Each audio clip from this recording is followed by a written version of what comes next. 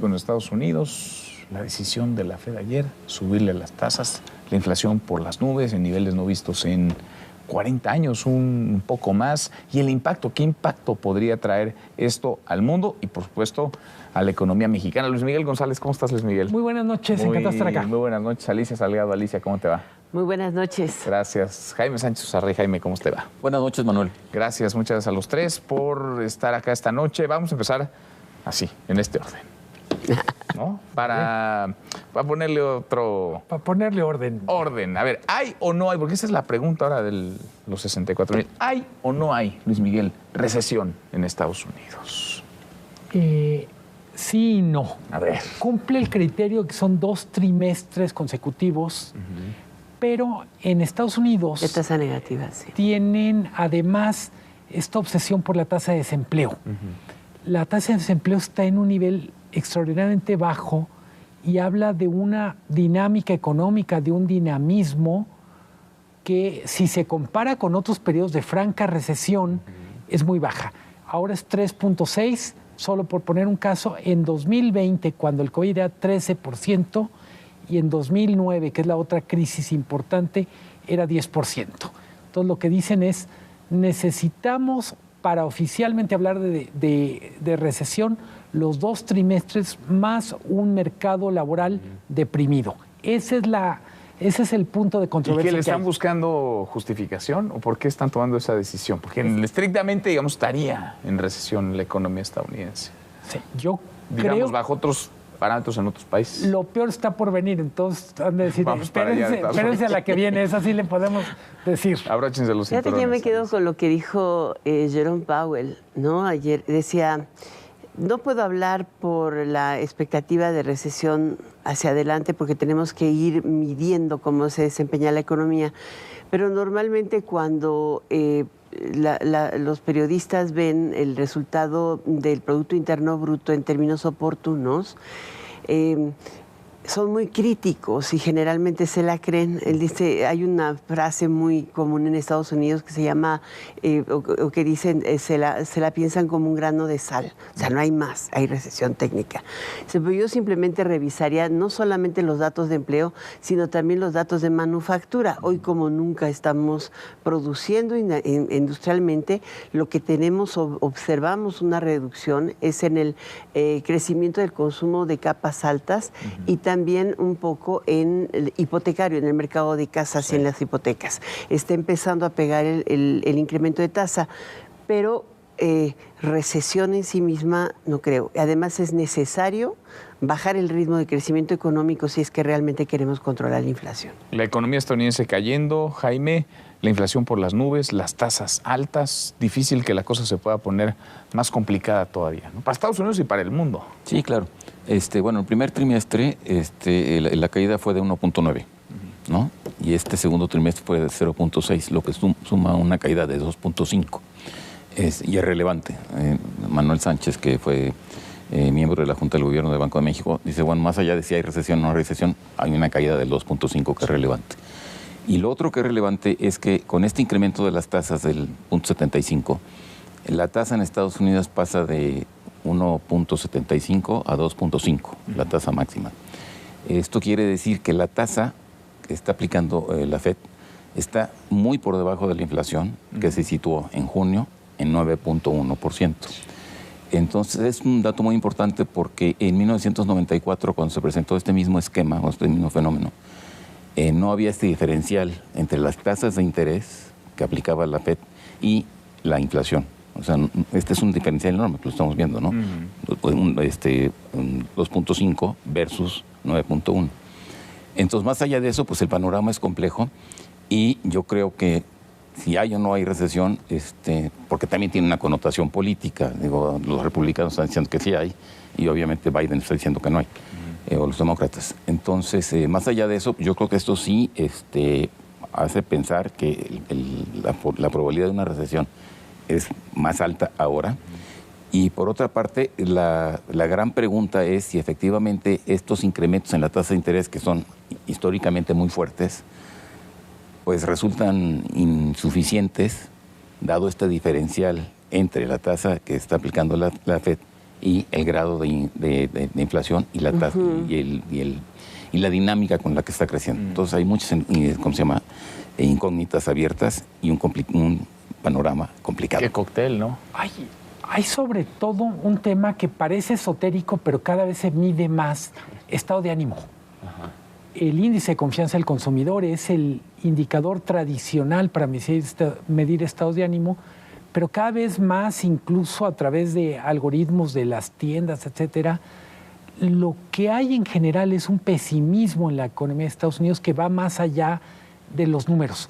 Podemos discutir cuántas variables más ponemos en la licuadora para ver a qué nos sabe el trago, pero lo cierto es que consumidores e inversionistas están negativos. Y ahí aparece otra estadística: el comportamiento de las bolsas de valores en lo que va del año ha significado caídas muy fuertes que normalmente solo se ven en años de recesión. Entonces también ese dato que tiene que ver con estados de ánimo marca mucho el clima. Buena parte de la discusión o de la política pública en Estados Unidos tiene que ver con lograr lo que llaman un aterrizaje suave. Y hay quien dice, no hay manera con las cartas que tenemos de lograr un aterrizaje suave. Si quieres frenar la inflación, es aterrizaje forzoso. Si quieres medio conciliar inflación y bajo crecimiento, pues simplemente el avión no puede volar muy lejos. Y hay mucha turbulencia. A ver, Alicia, del 1 al 10, ¿qué tanto nos arrastrará como país la situación económica de Estados Unidos? Yo creo que, insisto... ¿Del 1 al 10? El sector de manufactura tiene mucho que ver. Y del 1 al 10, es que somos una economía sincrónica. ¿Ah, sí? Entonces, podría ser el 10. ¿10? De plano. A ver, ahora nos explicas por qué del 1 al 10, Jaime. Pues yo me sumo al 10, sí. Yo 10. creo que efectivamente si hay recesión en Estados Unidos es muy probable que vaya a haber recesión en México. Pues nomás para variar, 9.5. 9.9. A ver, 10 de plano. Sí, de plano, sí. Es en la sincronía. ¿Dónde podría venir la transmisión más fuerte? No es en el sector servicios, salvo por el caso de remesas. Hoy en el mercado laboral estadounidense, inclusive en población negra y población hispana, tienes pleno empleo. Fíjate lo que te estoy diciendo. Y eso te explica las remesas que vienen a México y una fuente de liquidez importante para nuestro país. Para un segmento de población donde se consumen alimentos y que te explican también elevación de precios.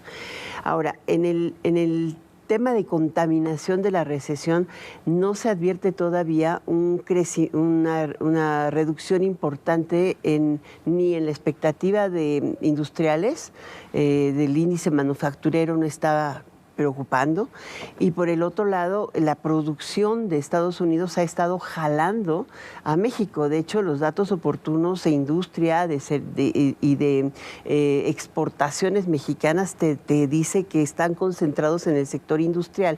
Entonces, podríamos tener este efecto a finales del segundo semestre, en el último semestre. ¿Qué podría cambiarlo? Que en Estados Unidos decidan parar un incremento de tasas de interés más acelerado. ¿Por qué te digo esto? Porque lo que decía Jaime es importante. La inflación ha estado muy alta en Estados Unidos, pero no están en una restricción monetaria ahorita. Siguen en tasas absolutamente relajadas. Una tasa de 2,5% cuando tú tienes una inflación de 9% es nada. Sí. Nomás para ilustrar en México, a ver cómo anda la tasa. En México tenemos 8% y seguramente van a subir la tasa y va a ser la primera vez que tengamos tasa restrictiva o política restrictiva, porque hemos tenido, normalmente tienes que situarte por arriba de la inflación para dar tasas de interés real. Y en este caso no tenemos restricción monetaria ni aquí, ni en Estados Unidos, ni en el mundo. Y eso es lo que en los mercados leen. ¿Cómo y cuándo llegarías a un nivel de tasa neutral y de tasa restrictiva? Falta un solo dato que conoceremos en los próximos días, es inflación para el mes de julio en Estados Unidos. Si sigue arriba de 9%, literalmente el último alfiler que está sosteniendo muchas cosas se caería. Aguas con ese dato. Se ve difícil, ¿no? Que va a estar por debajo de. Y claro, yo creo que el dilema es muy claro, ¿no? Lo decía Luis Miguel con esta teoría del aterrizaje suave. El problema del aterrizaje suave es que se puede generar una estanflación, es decir, que tengas estancamiento y que tengas inflación. Y justamente los que proponen el choque es como decir, bueno, pues debemos mejor el choque y sí entremos en una recesión, pero que esta recesión sea corta y el repunte sea más inmediato. Entonces yo creo que es un punto muy importante. Y en el caso de México está el asunto de las remesas, que bueno, el año pasado fue de 51,000 millones de dólares, y está también el asunto de la relocalización del capital por el asunto de los conflictos con China, que está haciendo que muchas empresas se vengan a Estados Unidos, de Estados Unidos a México, a pesar de todo lo que está pasando en México, incluido con el tema eléctrico, ¿no? Sí. Entonces, estos elementos, pues al mismo tiempo son favorables, pero de todas maneras yo creo que una recesión, pues sí pegaría. La pregunta sería más bien, ¿qué dimensiones tendría y cuánto tiempo duraría? Y entonces, ¿qué tan problemática sería para México? Es curioso que esta misma semana el Fondo Monetario Internacional sube, digamos, su expectativa de crecimiento para la economía mexicana este año. O sea, ¿cómo entender eso cuando estamos viendo ese panorama adverso con nuestro principal socio comercial, con nuestro vecino? Yo diría, hay una cosa positiva y no hay que regatearla, es México se ve mejor que otros países. Claramente en América Latina los focos están no en rojo, en púrpura, en Argentina, Colombia, Perú, incluso Chile y Perú. Incluso, sí. Brasil no pinta tan mal, pero falta ver las elecciones y todo lo que pueda venir. Entonces yo diría, lo que el fondo nos está diciendo es México en el mapamundi se ve menos mal que la mayoría de países. Hay que recordar, el título del informe del Fondo Monetario era Panorama oscuro e incierto. Sí. Así se llama el informe.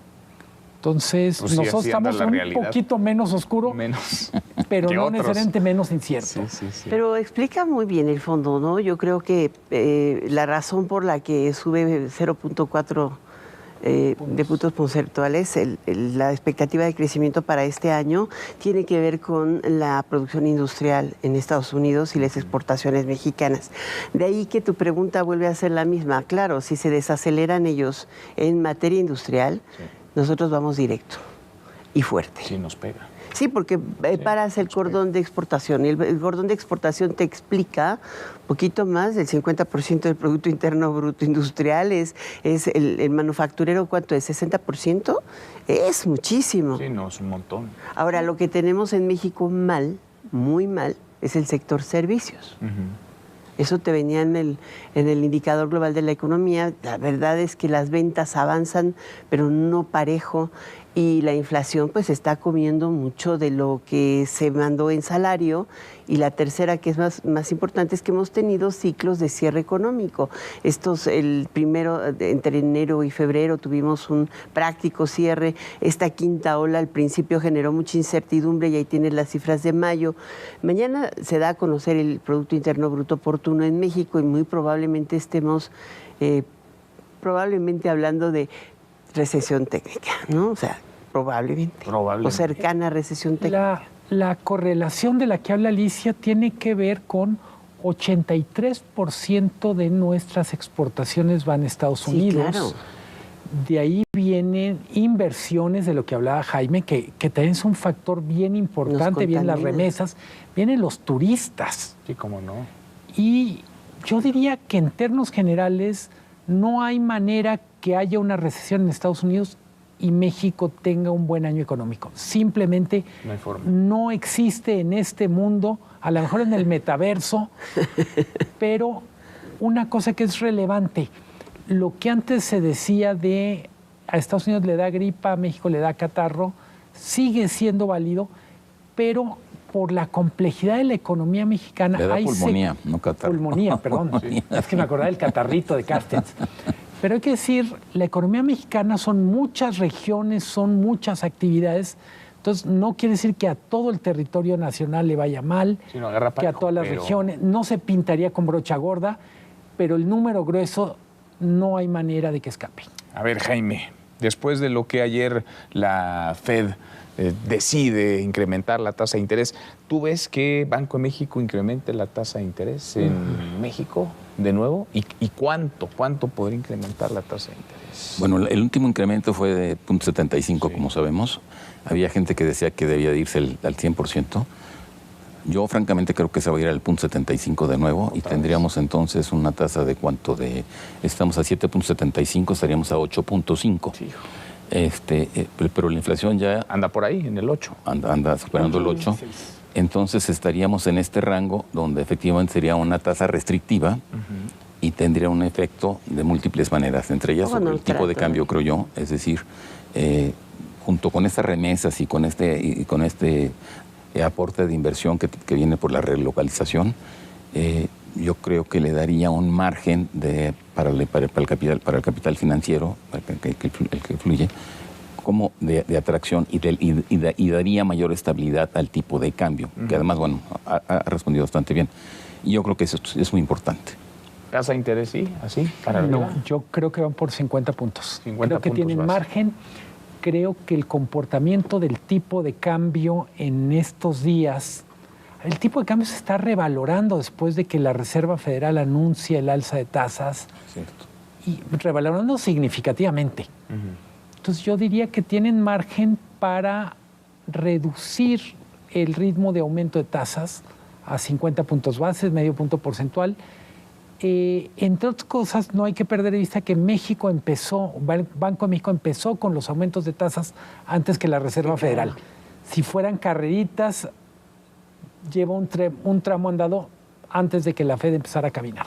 Alicia. Y nosotros tenemos un mercado laboral no exactamente en las mismas condiciones que el estadounidense. O sea, hoy tenemos los datos de desempleo y te das cuenta de que el crecimiento del empleo es informal, 260 y tantas mil plazas de población ocupada más, pero es estrictamente informal.